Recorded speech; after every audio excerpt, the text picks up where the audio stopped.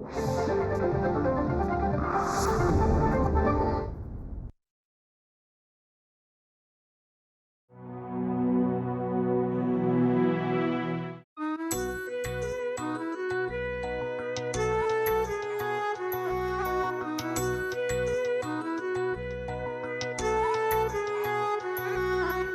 उन्हात तापलं, कधी अंधारी लोपलं, परी कधी ना थांबलं आभाळ आपलं आपलं,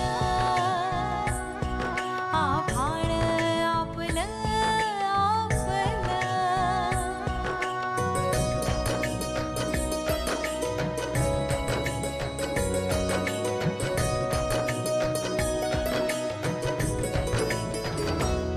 बोलणारा बोलतो, चालणारा चालतो, वाट सरताही सरेना, किती अंतर आपलं आभाळ आपलं आपलं,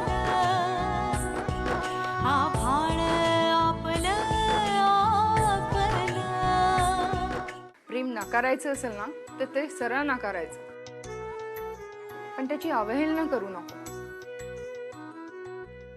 त्याने खरोखरच मनापासून लिहिलेली असेल तर बघू तरी हल्लीची मुलं प्रेम कसं व्यक्त करतात ते. तुझ्या दीदीचे पाय बरे व्हायला नकोत का?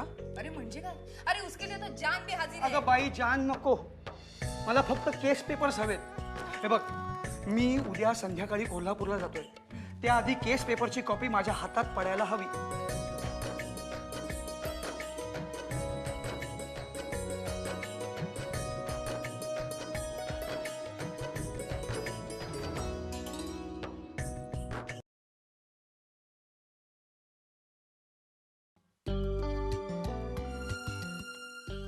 दीदी काय झालं ग?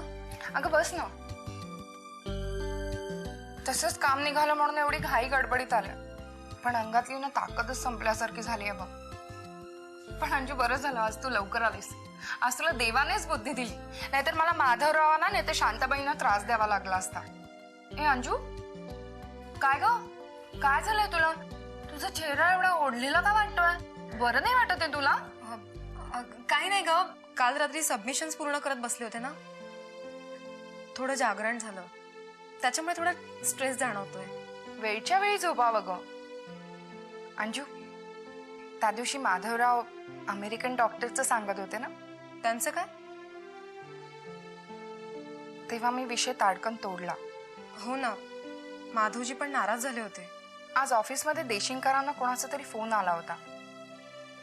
देशिंकरांनी नाव सांगितलं, पण डोक्यात एक तिळीक गेली. म्हटलं आता आपण बरंच व्हायचं, किमान प्रयत्न तरी करायचे. शेवटी यश त्याच्या हाती आहे. म्हणून तडक घरी आले. ते डॉक्टर उद्या येणार आहेत ना, मी ते पेपर द्यायचं ठरवलंय.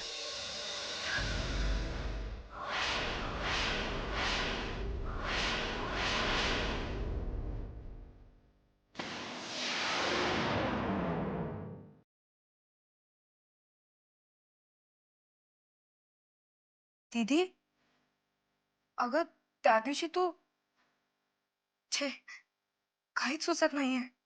अंजू, अगं त्यात सुचायचं काय? मी काही चुकीचा निर्णय घेते का? मग उठ, त्या कपाटात ना तळाला फाईल ठेवली, ती काढ ना. एकेकाळी व्यवस्थित ठेवले होते पेपर्स. अंजू बघ ना, तळाला किंवा वर ठेवले असते. ती फाईल काढ, तोपर्यंत मी माधवरावांना फोन करते. अगं दीदी, मी नंतर करेन ना माधवजींना फोन, गाडी संध्याकाळची आहे. बरं, पण आधी ते पेपर. शोधते.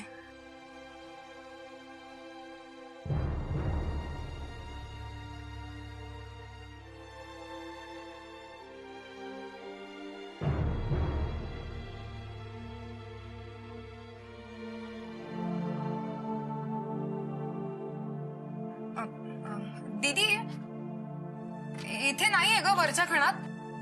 अगं मग खाली तळाला शोध ना. बर.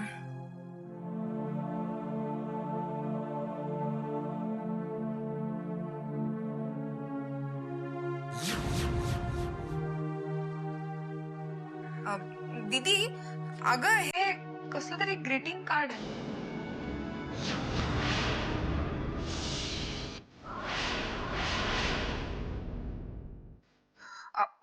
अंजू, तू फक्त फाईल शोध. अगं हो, पण बघ तरी एकदा. अंजू, तू राहू देत, मी शोधीन नंतर.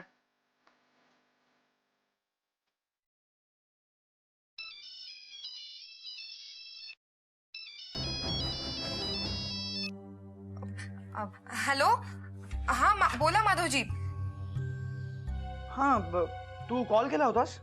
हो, दीदी ना तुम्हाला आता फोनच करणार होती.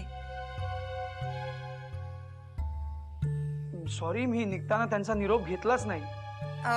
काय म्हणालात? कुठपर्यंत पोहोचलात? नाही, अजून निघतोय. ठाण्याला पोहोचलात? बरं बरं. ठाण्याला? नाही ग, मी काय सांगताय, एसटीने चाललात? अच्छा अच्छा, मी सांगते. हा, एसटी नाही, मी तर रात्री महालक्ष्मीने जाणार आहे. हो हो ठीक आहे, पुढच्या वेळेस पाहू ना. तुम्ही चौकशी करून ठेवा. हा अंजली, अंजली हा काय प्रकार आहे? पेपर्स ना? हो, मी उद्या परवापर्यंत काढून ठेवते. ओके. काय म्हणताय? Hello hello Madhavji. हॅलो, हा ऐकू येत नाहीये. मला चांगलं ऐकू येत आहे. हॅलो माधवजी. हॅलो.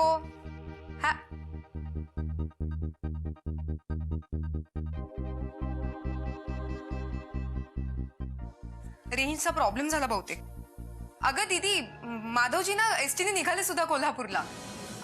ते म्हणाले की डॉक्टर परत येतील ना तेव्हा दाखवूया पेपर्स. जाऊ दे अंजू, योग नव्हता म्हणायचा. तसंच म्हणायला हवं. ए, ते जाऊ दे ना, तू कॉफी घेणार? मला तलफ आली, मी करते. अगं तू शांतपणे सांग ना. आणि तू जरा पड, कालचं जागरण झालं ना तुला. त्यात काय एवढं दीदी, मी करते. आलेच मी.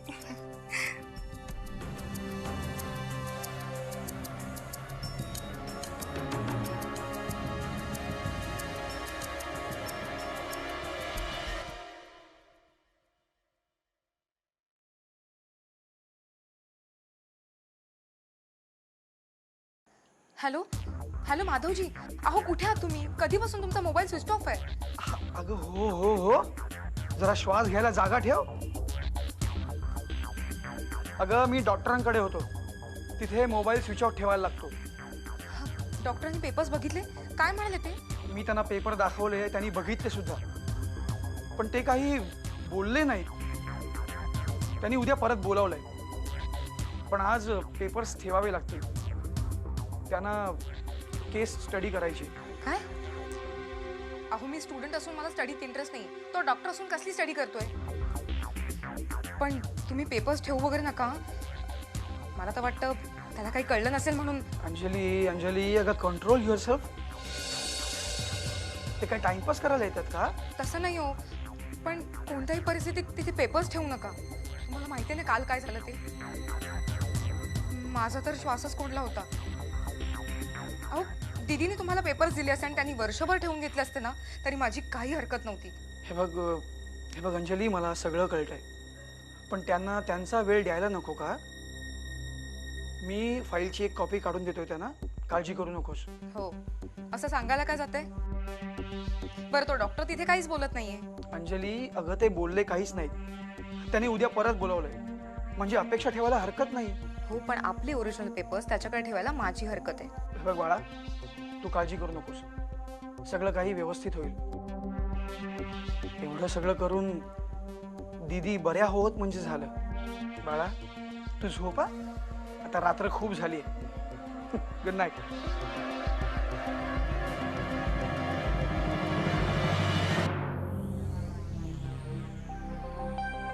ही ज्योती पण ना कधीच वेळेवर येणार नाही. Excuse me. तू अपेक्षा नव्हती की मी नकोच आहे. तसा ते बरोबर माझ्या मनातलं ओळखलंस. हे बघ, मी इथे दुसऱ्या कोणाला तरी भेटायला आले, तेव्हा तू प्लीज निघ इथून. हे बघा, मला फक्त 3च गोष्टी सांगायच्या आहेत. प्लीज बसू का? बसा. तुम्ही पण बसा ना. थँक्यू. कविता वाचली का? नाही, दीदीला दिली वाचायला. चला, हे एक बरं झालं. कविता कोणाला तरी आवडणार म्हणायची. कमसे कम रचना तरी. आता निघतोस का तू? तू वाच ना, मन लावून वाच. आणि नाही म्हण. ए, यापुढे देऊ नकोस हं असलं काही. नाही देणार, पण मी माझ्या मनाशी अप्रामाणिक राहू शकत नाही. तुला 2 वर्ष पाहतोय. पहिल्यांदा पाहिलं ना, तेव्हाच तुझ्याबद्दल वाटत होतं आतून आतून. 2 वर्ष वाट पाहिली, तसंच आणि तेच वाटत होतं. म्हटलं जे मनात आहे ते तुला सांगावं. असं मनाने घेतलं आणि शब्दामागून शब्द आले. शब्द अश्व झाले, दौडत आले. रथात बसून भावना आल्या. अश्व रथाला भिडले. मनोरथ तयार झाला, दौडत निघाला. त्यांच्या प्रवासासाठी एक कविता झाली. अंजली, कवितेतून ज्याच्यावर प्रेम करतात त्या व्यक्ती भाग्यवान असतात. ए प्लीज, बास आता. झालं असेल ना तर निघ. जातो. 3 गोष्टींसाठी तुला भेटायला आलो. 1, कविता वाचलीस का? ती गोष्ट तर बादच झाली. आता दुसरी, तू नोटीस बोर्ड वाचलास का? का? तुम्ही का अत्तराचे दिवे लावलेत? म्हणजे नाही वाचलास. मी चेस कॉम्पिटिशनसाठी मुंबई युनिव्हर्सिटीतून रिप्रेझेंट करतोय. बुद्धिबळ. चांगलंय चांगलंय. फेकाफेक छान. हे बघ, एका दिवसात मी एवढी फेकाफेक नाही सहन करू शकत. बुद्धिबळ म्हणे. येतेस? नोटीस वाचून दाखवू? 10-12 दिवस मी नाही आहे. बुधवारी बँगलोरला निघतोय कॉम्पिटिशनसाठी. वा. येईपर्यंत अभिनंदन तरी करशील का? उज्ज्वल यशासाठी बेस्ट ऑफ लक तरी. अभिनंदन. आणि बेस्ट ऑफ लक तर करायलाच पाहिजे. तुला खूप गरज आहे ना त्याची. अंजली, मी तुझा बेस्ट ऑफ लक आता स्वीकारत नाहीये. मी ट्रॉफी घेऊन येईन ना, ती माझ्या बुद्धिबळावर. तुझ्यासाठी, फक्त तुझ्यासाठी जिंकणार आहे. तेव्हा मी तुला बेस्ट ऑफ लक देईन. असा प्रेम करणारा तुझ्या नशिबी यावा म्हणून. माय फुट. हे बघ, ज्योती येईपर्यंत टाइमपास म्हणून मी तुझ्याशी बोलते, एवढं लक्षात ठेव. As you wish. ज्योतीला थँक्स म्हणायला हवं. आणि आता तिसरी गोष्ट, फायनल. तुला एकदा घरी यायचंय अंजली. माझ्या आईला तुला बघायचंय. काय बघण्याचा कार्यक्रम वगैरे ठेवलास की काय? नाही, तिला फक्त म्हणालो एक मैत्रीण आहे. मी कोणाचंच नाव नाही घेतलं. तिला तसं काय सांगितलं सुद्धा नाही. पण माझी आई हुशार आहे. म्हणाली चहाला बोलव एकदा. पाहू तरी तुझी निवड कशी आहे ते. परवा आहे, आईने सुट्टी घेतली आहे. माझ्यासाठी? नाही, वडिलांचं वर्ष श्राद्ध आहे. आईला तशा सुट्ट्या नसतात. स्वयंपाक पाण्याचं काम करते 2 ठिकाणी. ए निखिल, मी अजिबात येणार नाही. मला हे असले फालतू प्रकार अजिबात आवडत नाही. अगं मग फक्त हे तरी सांगायला ये. ए ज्योती, ज्योती, हे बघ, तू आता इथून एक्झिट घे. माझं डोकं पिकवू नकोस. ज्योती. हाय. हाय. काय किती उशीर? कंटाळले होते मी. सांगते. हाय. हाय ज्योती. अगं हा इथे आहेच ना. तू याचं अभिनंदन केलंस का? ग्रेट निखिल. कॉलेज आणि मुंबई युनिव्हर्सिटी दोघांचंही नाव रोशन कर. तुमचं काही पर्सनल चालू आहे का? तसं चालू असेल तर मी लगेच एक राऊंड मारून येते. ए तसं काही नाही. You carry on. आपण पुन्हा भेटू. ओके. बक्षीस मिळाल्यावर अभिनंदनासाठी. चल मी येतो. सॉरी. सॉरी काय? एवढं लेट का झालं तुला? अगं पालवणकर सरांनी बोलावून घेतलं. हे बघ, 5 तारखेला लेक्चर अरेंज करायचे. तुला आणि मला त्यांना इन्व्हिटेशन द्यायला जायचे. उद्या परवा भेटूया त्यांना. चालेल. कोण आहेत हे Shekhar Sarpotdar? The rising industrialist हा सन्मान त्यांना मिळालाय. त्यांचा सत्कार आणि लेक्चर ठेवले. छान बोलतात ते. हार्डली 34-35 वय असेल त्यांचं, पण धन दौलत नाव कीर्ती अमाप कमवलंय त्यांनी. आपल्याला त्यांच्या बंगल्यावर जायचंय. अपॉइंटमेंट उद्या किंवा परवाची आहे. मी फोन करते. येणार आहेस ना? हो. अगं पण हे आधी दीदीला सांगायला हवं. येस GS आहेस तू. तुला मस्त आहे ग ते. आणि असंही तुला त्या दिवशी इंट्रोड्यूस करायचंय. सो बायोडेटा वगैरे रेडी ठेवा. Don't worry I manage. या हे एनवलप मी ठेवून घेते. Okay. आणि भेटायची वेळ तुला उद्या कळवते. फाईन. ओके या. चल निघूया. चलो.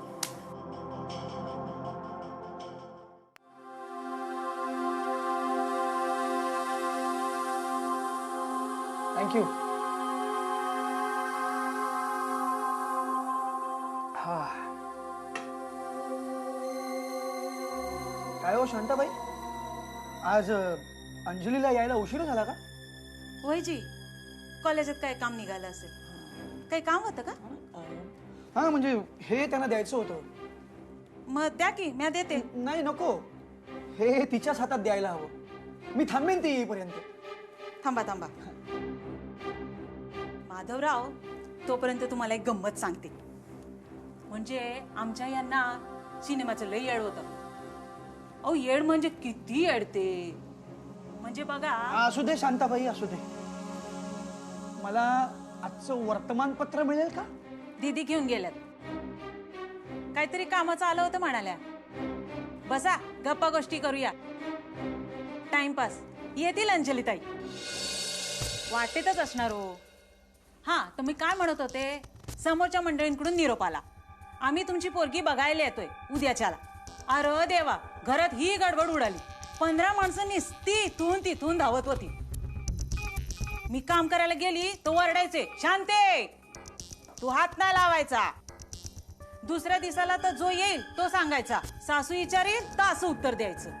नवरदेव धनराज इथं बसतील, तू इथं बसायचं. नमस्कार कसा करायचा, बसायचं कसं, माझं तर डोकंच कामातून गेलं होतं. आता जसं माझं गेलंय ना तसं. हा, आता ग बया. माधवराव, तुमचं डोकं दुखतंय, गोळी देऊ? नको नको, दुसरे पण उपाय आहेत शांताबाई. शांतता, शांतता, शांतता हा सगळ्यात चांगला उपाय. कसलाही आवाज होऊन द्यायचा नाही. गडबड झाली की डोकं दुखायला लागतं. आता बघा, या गडबडीवरनं आठवलं. आमचा थोरला काका होता ना, तेव्हा अजिबात गडबड नाही चालायची. मी जन्माला आले तेव्हा त्यांनी आवाजच दिला, पोरीचं नाव शांते ठेवा. मी एकदम रडणारी गप झाली. अव लग्नानंतर पण मी नाव नाही बदललं. तर मी काय सांगत होते माधवराव? काही आठवत नाही हो शांताबाई. घ्या, म्हणजे पहिल्यापासून सांगावं लागल? नाही नाही नाही नाही, आठवलं. तुमचे धनराज तुम्हाला बघायला घरी आले. हो, एकटे नाही आले, संगती 20-25 माणसं होती. जसं काय सिनेमाच बघायला आली होती. आता इतक्या माणसांना नमस्कार चमत्कार करायला लागला. आता यांच्या वडिलांनी यांना सांगितलं होतं, धन्या. आता हा धन्या कोण? असं काय करताय माधवराव? यांचं नाव धनराज नाही का? हा, हा, हा, हा, हा, हा. अंजली कशी नाही आली अजून? मी नंतर येऊ? बसाव माधवराव, वाटेतच असेल. चहा टाकू का? नको नको, मी फक्त बसतो. हा, तर मी कुठे होते माधवराव? कुठे होतो म्हणजे, हा, तुमच्या पाहण्याचा प्रोग्राम. हा, तुम्हासनी ऐकण्याची लय आवड आहे बघा. तर धनराजांनी 2 सवाल केले. सिनेमाची आवड, ह्या म्हणाले खूप ताण समद सिनेमा लय आवडतो. कंचा पाहिला अलीकडं? म्या म्हणाले हम आपके है कौन असा सिनेमा होता तो. ते म्हणाले वार माझ्या गबरू, मुलगी पसंत आहे, मुहूर्त धरा. शांताबाई, ताई तुम्ही? अरे माधवराव तुम्ही? ताई पाणी आणू? नाही नको, राहू दे, तू निघ. माधवराव, हो बसा ना. ऐक माधवराव, मी आता तुम्हाला शेवटचं सांगते. हे असं उठून उभं राहण्याची गरज नाहीये. आपण एकमेकांना परके आहोत का? मी काही तुम्हाला राहायला वगैरे देऊन उपकार नाही करत आहे. तुम्ही योग्य ते भाडं देताय त्याचं, तेव्हा पुढल्या वेळेपासून हे कटाक्षाने टाळायचं. मला ऑकवर्ड होत आहे. हो, लक्षात ठेवीन मी. बरं झालं इथेच भेटलात ते. मी बोलावणं पाठवणारच होते. नाही, मी अंजलीची वाट बघत होतो. तिचे कॉलेजचे पेपर्स द्यायचे होते महत्वाचे. म्हटलं तिच्या हातातच द्यावेत. माधव, तुमची मुलाखत अगदी परिणामकारक झाली, छान झाली. नेमके शब्द, भावनेचा अतिरेक नाही, जगायचं कसं हे नेमकं ठाम ठरलेलं. छानच जमली आहे मुलाखत. कॉंग्रॅट्स. आमच्या ऑफिसातही सगळ्यांनी वाचली, त्यांनाही आवडली. इनफॅक्ट मीही तिथेच वाचली, अंकही घेतला. बरं, तुम्ही आज लवकर आलात? हो, तसंच कारण होतं, पण ते नंतर. मी नंतर येतो अंजली आल्यावर. माधवराव, बसा ना. ते पेपर माझ्याकडे दिलेत तरी चालेल. अंजू आल्यावर मी देते तिला. नाही, मी अंजलीच्या हातात देतो हे पेपर. नाही, कसं आहे म्हणजे हे पेपर मिळवण्यासाठी मला किती कष्ट पडलेत हे तिला समजायलाच हवं नाही का. मी अंजली येईपर्यंत बसतो इथेच. माधवराव, मी तुमची मुलाखत वाचली. म्हणजे मला विचारायला हवंच, पण मग तुम्ही विचारा ना. मी तुमच्यासाठी एकाकडे शब्द टाकाय. जा ग, ते केस पेपर्स घेऊन एका पाठवतील. ते झेरॉक्स कडून हे परत देतील. अगं, ते हातातले पेपर्स कुठे नेतेस? आपलं भलं व्हावं ह्या एका अत्यंतिक इच्छेने हा प्रमाद माझ्या हातून घडला मॅडम. मी आपली माफी मागतो. तुम्ही डिवोर्स पेपर्सवर सह्या करायचं नाकारलं. डिवोर्स कोणाला हवाय? मी मागितलेला नाहीये. तुम्ही कशाला मागाल? तुमचं फॉरेस्ट देते ना तुम्हाला लागेल ते.